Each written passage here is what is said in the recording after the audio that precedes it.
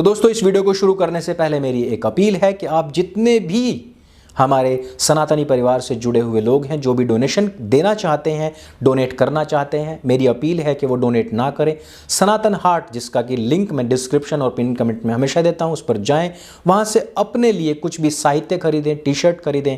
उससे भी हमें कुछ ना कुछ सहायता जरूर होती है और उसके बदले आपको भी कुछ सत साहित्य पढ़ने को मिलता है, जिससे कि ज्ञानार्जन अपना भी होता है और दूसरों का भी होता है।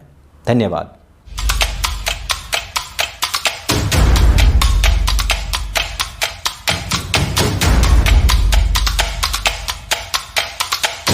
नमस्ते दोस्तों, आप सबका एक बार फिर से स्वागत है आपके अपने YouTube चैनल सत्य सनातन में।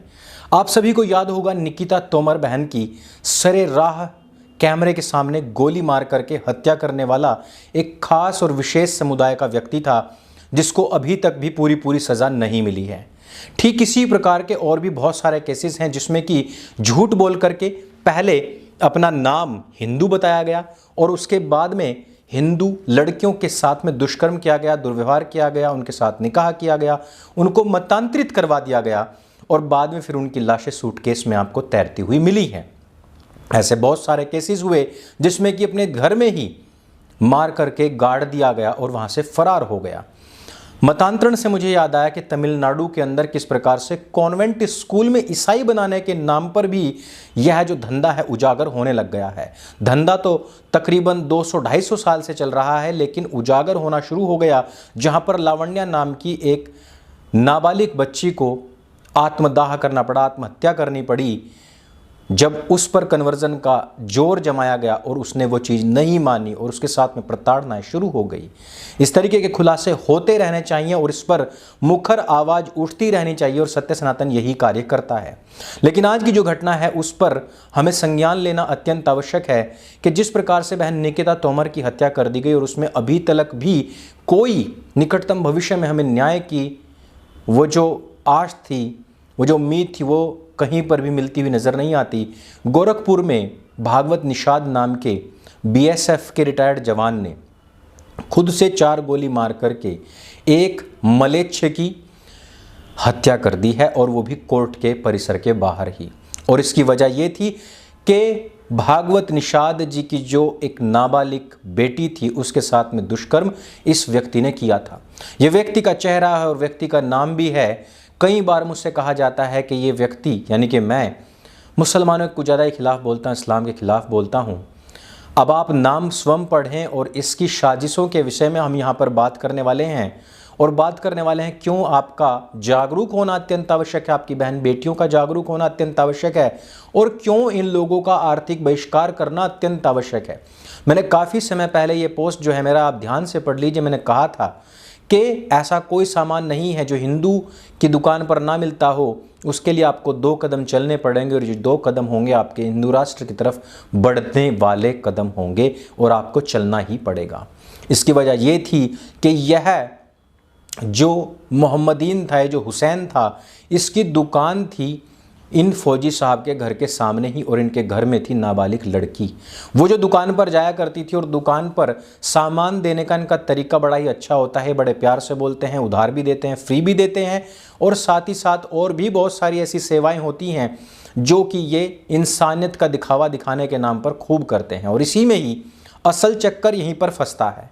अभी मैंने कल आपको एक और बात बताई थी कि दिल्ली के सुल्तानपुरी में किस प्रकार से इन भाई साहब की जो माताजी थी वो एक मोहम्मदीन को अपना बेटा समझती थी। उसी बेटे ने इस दलित महिला की बेटी के साथ में पहले दुष्कर्म किया और उसके बाद में जब वो जेल से छूट करके आया तो इसी हिंदू बुढ़िया दलित महिला के बेटे को भी मार दिया है।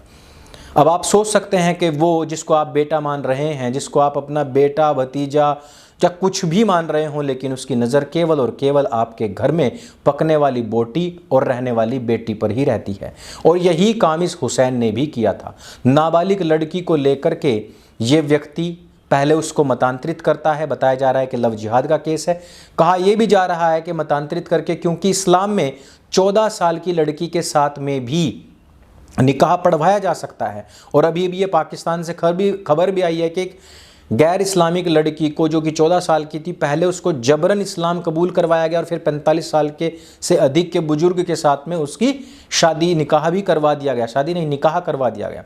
यही स्थिति यहाँ पर भी थी और उस नाबालिग लड़की के साथ में दुष्कर्म भी किया गया। और फिर जब यह केस बनाया गया तो इस व्यक्ति के ऊपर, इस हुसैन के ऊपर पॉक्सो एक्ट भी लगता है, ये जेल भी जाता है। लेकिन आपको तो पता ही है कि हमारा जो कानून है, जो हमारे कोठे खुले हुए हैं, वहाँ पर क्या आपको इंसाफ की कोई उम्मीद भला हो सकती है? पॉक्सो एक्ट लग जाता है, नाबालिग लड़की के साथ में दुष्कर्म का केस लग जाता है, लेकिन उसको बेल मिल जाती है, बेल मिल जाती है, वो बाहर रहता है और बाहर आकर के वो भागवत निषाद और उनके परिवार को डराता है, धमकाता है, केस को वापस लेने का दबाव बनाता है। देखिए उत्तर प्रदेश के स्थानीय व्यक्ति पर कौन दबाव बना रहा है? बिहार से आने वाला एक मुस्लिम व्यक्ति, तथाकथित डरी हुई कौम का व्यक्ति, तथाकथित अल्पसंख्यक व्यक्ति दबाव बना रहा है, उनको डरा रहा है। भागवत निषाद के मन में आता है कि हम लोग आत्महत्या कर लें, इस परिवार की अब कोई इज्जत नहीं रही, हमें मर जाना ही बेहतर है। और इस विचार के पीछे कौन सा विचार है वो भी मैं आपको बताऊंगा। जो इसी वजह से मैंने कहा कि बहन बेटियों को बताना समझाना अत्यंत आवश्यक है और मलेच्छों की दुकान पर उनको बिल्कुल भी ना भेजें, यह भी अत्यंत आवश्यक है। लेकिन यहाँ पर भागवत जी के परिवार ने एक फैसला किया और वो उन्होंने कहा कि वो बीएसएफ के, क्योंकि रिटायर्ड है, उनके पास में उनका खुद का लाइसेंसी हथियार था और उन्होंने इरादा यहाँ से बना लिया कि हमें हुसैन को समाप्त करना है। इसके लिए उन्होंने कई बार ट्राई भी किया लेकिन वो असफल रहे और अंततः वो सफल हो गए और उन्होंने हुसैन के शरीर में 4 गोलियां गाड़ दी। अब आप समझ सकते हैं कि यह व्यक्ति भागवत निषाद वहाँ से भागे नहीं हैं, वो वहीं पर अड़े रहे, जमे रहे, खड़े रहे और उन्होंने अपने हथियार के साथ में वहीं के वहीं सरेंडर भी कर दिया।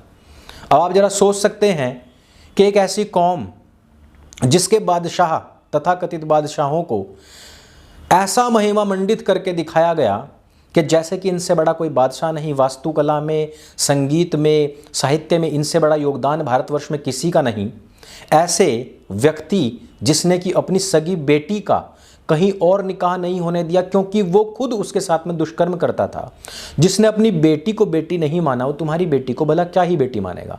ये दोनों केसेस में आप देख लीजिए, रिसेंट के कल और आज के केसेस हैं, दिल्ली का केस और यह गोरखपुर का केस, आप यहीं पर देख लीजिए। आपकी बेटी को वो बेटी क्यों मानेंगे जो शाहजहां, जहांगीर, औरंगजेब को अपना बाप समझते हैं, अपना आदर्श समझते हैं? वो उसी के आधार पर चलेंगे जब 54 साल का व्यक्ति 6 साल की छोटी मासूम नन्ही बच्ची, पड़पोती की उम्र की बच्ची से शादी कर लेता है और 9 साल में उसके साथ में जिना भी कर लेता है। वो व्यक्ति जो खुद मौत का सौदागर रहा हो, ऐसे व्यक्ति को आदर्श मानने वाले लोग आपकी बेटी को बेटी मान सकते हैं, आपकी बहन को बहन मान सकते हैं कि जो अपने भाई का भाई नहीं हुआ, जो अपनी बहन का भाई नहीं हुआ, जो अपनी बेटी का बाप नहीं हुआ, वो आपका कैसे हो सकता है? यहाँ पर भागवत निषाद जी भागते नहीं हैं और वहीं के वहीं आत्मसमर्पण करते हैं। उसका वजह ये थी क्योंकि वो एक दिन आत्महत्या करने जा रहे थे और आज उन्होंने उस कंटक को ही निकाल दिया जिसकी वजह से वो आत्महत्या करने जा रहे थे। लेकिन क्या यहाँ पर पूरी तरीके से न्याय हो पाया? यह वजह है और जिसको जान करके आप हैरान होंगे।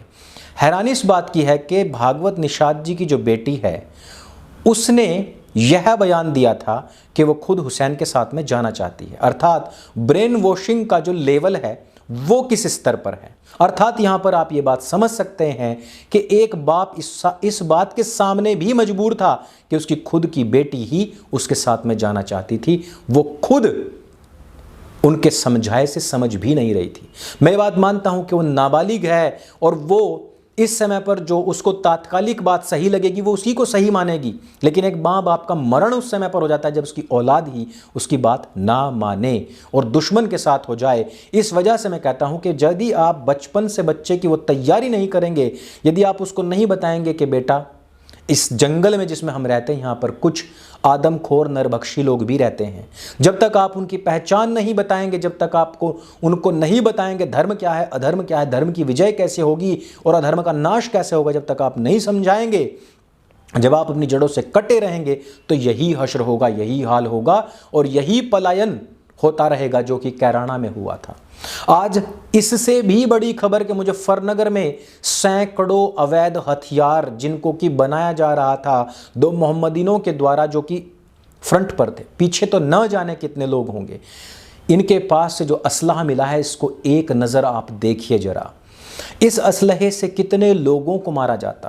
क्या इस असलहे से वो लोग उन लोगों को मारते जो इनके खुद के दीन का पालन करने वाले हैं, जो इनकी खुद की किताबें हवा हवाई पढ़ने वाले हैं? क्या उन लोगों को मारते? क्या जब खुले आम इनके सांसद, इनके विधायक तलवारें लहरा चुके कादिर राणा और मुनव्वर राणा का बेटा जो हिंदुओं के सफाई की बात कर चुका है, वो रजा तौकीर जो कह चुका है कि हिंदुओं को भागने की जगह नहीं मिलेगी, हिंदू जो फालतू इतनी बकवास पीटता है, रोड पर खड़ा हो जाता है, वहाँ से भी हम कहते हैं भाई इंटेलेक्चुअली मजबूत बनो, अपने आप को सार्थक बनाओ, अपनी बात को सार्थक बनाओ, अपने आप को मजबूत बनाओ। लेकिन कुछ होते हैं बड़बोले, बयानबाजी करते हैं ऊंची ऊंची, हथियार खरीदो, फलाने को टपका दो, ढिमकाने को टपका दो, जब ये काटे जाएंगे वो चिल्लाएंगे। उनके पास में हथियारों की संख्या देख रहे हो, ये पकड़ा गया असलहा है। जो नहीं पकड़ा गया और जो घरों में छिप गया होगा उसका हमारे आपके पुलिस के पास में कोई आंकड़ा नहीं है। क्या ये असलहा अभी से बन रहा था, अचानक से आ गया? नहीं, चुनाव में इसका भरपूर प्रयोग होता, चुनाव के बाद प्रयोग होता, अब से पहले भी हो रहा है। ये कहाँ से आ रहा है, कहाँ जा रहा है, कौन बनवा रहा है, कौन लोग पकड़े गए हैं, इन सब के ऊपर जरा निगाह दौड़ाइए। अनर्गल प्रलाप और बयानबाजी से बचिए। आप सिर्फ कहते रह जाते हैं कि हम ये हथियार खरीदेंगे, वो खरीदेंगे। वो लोग अपने घरों में बना करके बैठे हुए हैं। भले आदमी जो हथियार रखता है, जो बनाता है, जो इजाद करता है, वो कभी आपकी तरह मंचों से चिल्लाता नहीं कि हम हथियार रखेंगे, हम मोबाइल बेच देंगे, हम गहने बेच देंगे, हम हथियार वो नहीं करते हैं सब चीज़ें। वो ठां करते हैं, निकल जाते हैं और आप लोगों को पता भी नहीं लगता है। और अंततः स्थिति वही होती है जो बहन निकिता तोमर के साथ में अभी तक अन्याय हो रहा है। एक दिन कोई भागवत निषाद खड़ा होता है, न्याय करता है, लेकिन कानून अब उसी को जेल में ठूंस देगा। उसकी बात नहीं सुनी जाएगी, उसका दर्द नहीं सुना जाएगा, उसके दुख नहीं सुने जाएंगे। कानून अपने हिसाब से काम करता है। इसी वजह से मैं कहता हूं कि दूरगामी विचारधारा, दूरगामी सोच को रखिए, चिल्लाइए कम, काम ज़्यादा कीजिए। तो इस वीडियो में सिर्फ इतना ही। बातें और भी बहुत सारी हैं, जैसे कि अभी आप लोगों ने मेरे पास में एक फ़ोटो भेजा था जिसमें आपने कहा था कि किस प्रकार से फोर्ट के ऊपर, किले के ऊपर एक मज़ार बनाई गई है।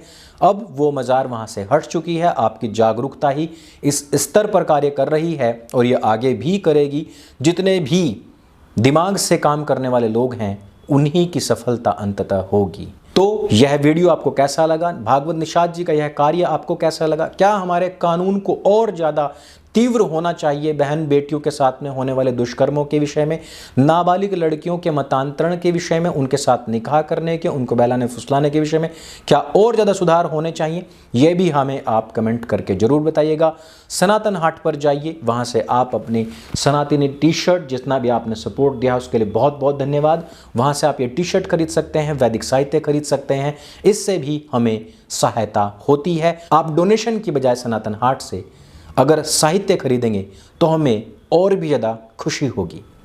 इस वीडियो में सिर्फ इतना ही। मेरे संग बोले सत्य सनातन वैदिक धर्म की जय। जय हिंद, वंदे मातरम।